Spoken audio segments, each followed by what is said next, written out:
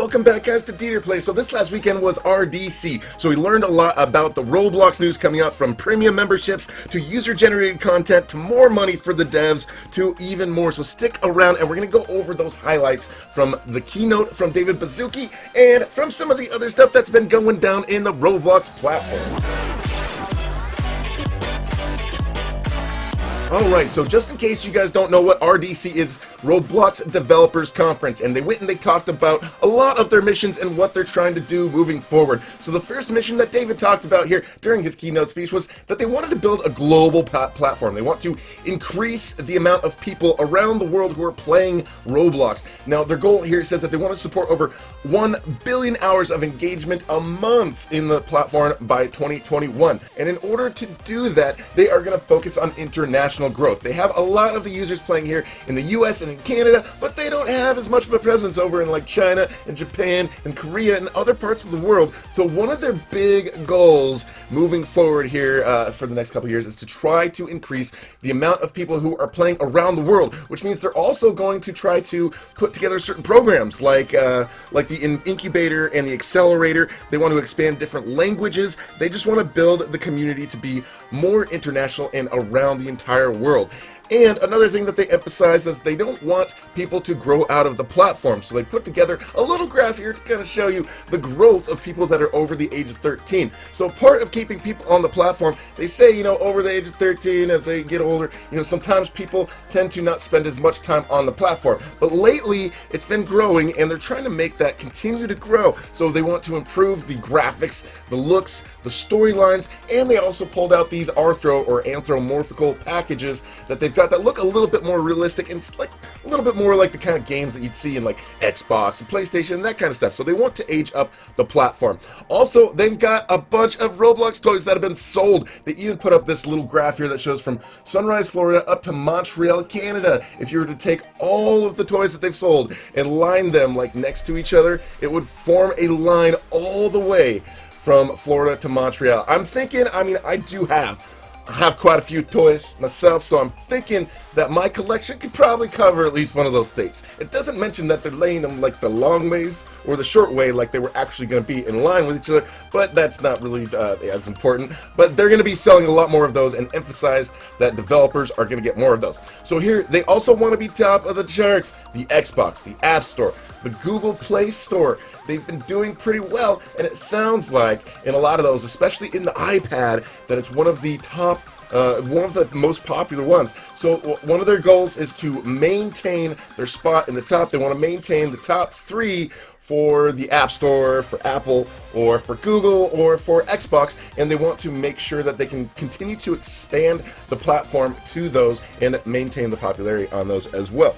So let's see, during his speech, he also talked about several other things. One thing that we've already kind of gone over here is user-generated content. He emphasized that in the future, they want to have it so people can make all sorts of stuff, like hats and whatever, and the way David talked about it sounded like he almost wanted everything that's going to be new at some point in the future to be user-generated. Now, I don't know if that means that people are going to be able to make Dominuses and Valkyries. I'm pretty sure that there's going to be some sort of regulatory thing that they're going to check it out. They don't want to kill the economy, and they don't want to kill the value of the things that they have, but it's already a slightly user-generated content sort of platform, and they just want to expand that. I mean, users already create all the games. They can make as many shirts or pants as they want, so this is just expanding that to where it is a much more of a user-generated sort of platform, so that, you know, most of what we're seeing and what we're getting comes from you guys. Now, the next thing he went over was, remember last year they did that top, you know,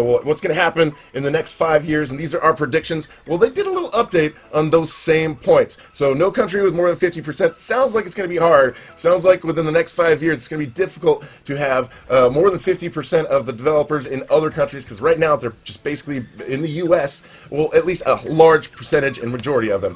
1 million concurrency in a game. They had 500,000 in Adopt Me this year, so maybe they can reach that. Sounds like they are confident that they will. A major brand releases a game to Roblox on their own primary platform. They are pretty optimistic about that. Not sure. A national movie launches based on a developer's game story or avatars. It says maybe. It's in the red. Now, I know that, you know, scripts and movies and production and all that stuff takes some time, so it would take a lot of time to reach that. It would almost have to start production production right now, so I don't know if that's going to happen by 2023. Sounds like it's not going to be very likely. They have over 50 million people that will learn coding on Roblox. I'm not sure how many know now, but that sounds like a good goal, and I think that's awesome that they're trying to expand the dev community and just try to get more and more people in there to make even more money. They even said that they're going to try to make it to where they're looking at the amount of time that people are spending on the platform, and the top 1,000 developers, according to the amount of time that is being spent on their games, should be able to make about $30,000 a year. So they're trying to make more money for the devs as well. So that is a good thing. Let's see, 100,000 people will watch Roblox gaming stream in 3D. I've never done a 3D gaming stream, but maybe if I get an Oculus, I can pull that off and I can make this one happen. I don't know.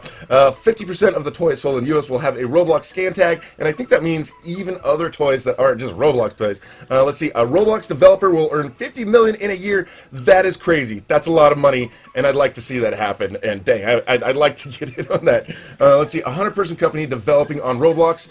That's a pretty big team. I've never seen a team back that big, but maybe an actual company will start just for developing on Roblox.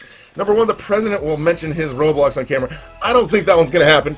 Honestly, I don't think it's very likely unless, like, Roblox somehow just gets them to say something about it. I don't know. But they say they're optimistic, but I'm not so sure about that one. They came up with 2 new bonus ones. So a major national movie will advertise on Roblox, getting more engagement. Many movies already have, like Marvel movies, you know, Aquaman, other ones, but maybe they can actually get more engagement than another platform. That would be awesome. And then Tesla will use Roblox developers in some promotional effort. That would be awesome as well. Okay, so next thing we're going to talk about here, Premium. A lot of people have been asking about Premium. Is it even real? What does it mean? Now, here we sort of have a little bit of confirmation about Premium. This account here, meow_pizza, has that little Premium logo next to their name. You can scroll down. It says, I'm a software engineer at Roblox. So I'm guessing this is the person who's probably responsible for, like, setting up and coding and getting all this stuff done. And they're probably doing some testing. You see here, they've got the admin badge. They work at Roblox. And so I'm thinking that this is their task. Because at this point, if you try to look at other accounts, you don't really see that the BC is actually there, or the OBC, or the Prime. Like over here, my friend Zero over here, _0. He's got OBC, still says OBC. So we're thinking maybe it replaced all the BCs. I don't know. I don't think so. We've got, let's see, my friend Calixo over here, Boo Breezy. He's got regular BC. He's officially recognized as the biggest, but yeah, it just says regular BC. So at this point, it's just this one test account, this pizza _meow, because, like, if you go here and you look and you want to upgrade, it doesn't even give you the option to purchase Premium at this point. You still have the free, you've got the classic, you've got the turbo, you've got the outrageous, and they're all kind of the same price. But the fact that this person right here, Meow Pizza, has that, and they've got the Premium logo next to it, it is pretty much confirmation that this is going to happen. And someone at Roblox also told me. As far as information that's available, I asked someone at Roblox, they said they don't have any public information available to give to me, to give to you guys at this point, but as soon as there's something available, and as soon as there's more that I know, I am going to try to get that information for you and help try to, you know, educate you guys on what is going on. Now, during David's keynote speech, he talked about several other things. Social immersion is something that they're going to be focusing on quite a bit. They want to make sure that they can support large servers, more people interacting from across the world. And it sounds like his major vision for the company is to be something like that, the leader of social immersion around the world in the future, and somebody who's pioneered this whole entire effort. In order to do that, right now, servers, they hold about 20 different games with 20 different people per games, but they were thinking maybe they could dedicate these servers, like have mega servers dedicated to like a single game. Like imagine 600 people in a game in one server. Now during the event they also did so many other presentations. If you look on their YouTube page, you can see that there's several hours of content here, from David's keynote speech to highlights from Friday to Sunday. You can see some stuff about the game jam. There was a game jam where all the developers, well, they kind of formed teams. They had 15 hours to work on a game. There was a competition. The keyword was about, you know, biting off more than you could chew, and there was this team that made the stew game. It was really cool. I watched it during the live stream, and that was interesting. There was talk about maybe, you know, creator accounts that are verified. So you know how there's verified accounts on YouTube and on Twitter and on some of those places. Perhaps that's what they mean by that. Maybe they have a developer who has had more than 1 million visits to one of their games, and maybe that would be something that would make them verified. There wasn't a whole lot of details about that, but you can see there's a lot of classes here with important information that can be used, from designing for feeling, trying to develop faster, coding tips, tricks, advice from other people who have been in the platform for a really long time, and from other devs. So the rest of RDC was a really great educational experience for a lot of the other developers, and I'm pretty sure that they gained some really great insight that's going to help them produce even better games for us moving forward and in the future. So it'll be also very interesting to continually see what is happening with these goals for 2023. So I hope this has been informative for you guys. If you're new, I would love to have you hit that subscribe button and the notification bell, and thank you so much for watching. We will talk to you guys later.